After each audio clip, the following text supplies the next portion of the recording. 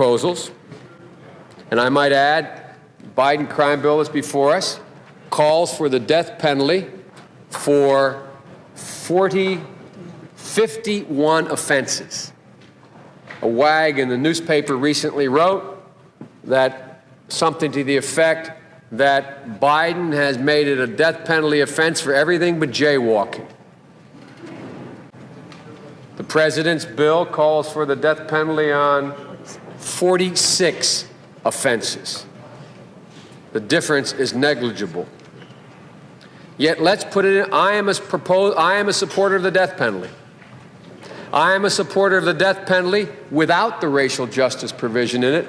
I think it's better with it, but I'm supportive without it in it as well.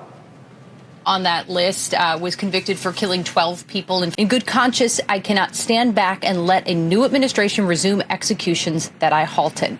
Now, Republican Congresswoman Nicole Malliotakis, she responded in part saying, instead of death row, these monsters will rot in jail for life at taxpayer expense. More coal for crime victims on his way out. Now, exempt from these downgraded sentences were those who committed acts of terrorism or mass murders fueled by hate. That is Boston Marathon bomber Zohar Tsarnaev, Charleston church shooter Dylan Roof, and Pittsburgh synagogue shooter Robert Bauer. So those are exempt from the list. But the names included in the president's first round of mass clemency, remember that 1,500, more than so, prompted several Democrats even to sound off. There were a number that I think make no sense at all. So there was bipartisan pushback on that. For example, Kids for Cash scandal judge Michael Conahan, who was convicted of receiving kickbacks for sending children to for-profit detention centers. One mother whose son died by suicide after being locked up for months for being at an underage drinking party told Fox that she was shocked and hurt that the judge's sentence was commuted. Joe Biden came here and campaigned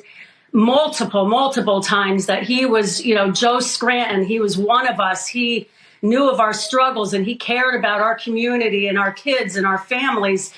And that is just absolutely not true. He is not one of us.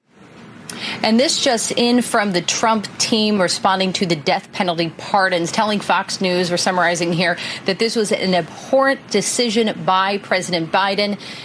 They continue on that the rule of law will soon return here to the White House. John.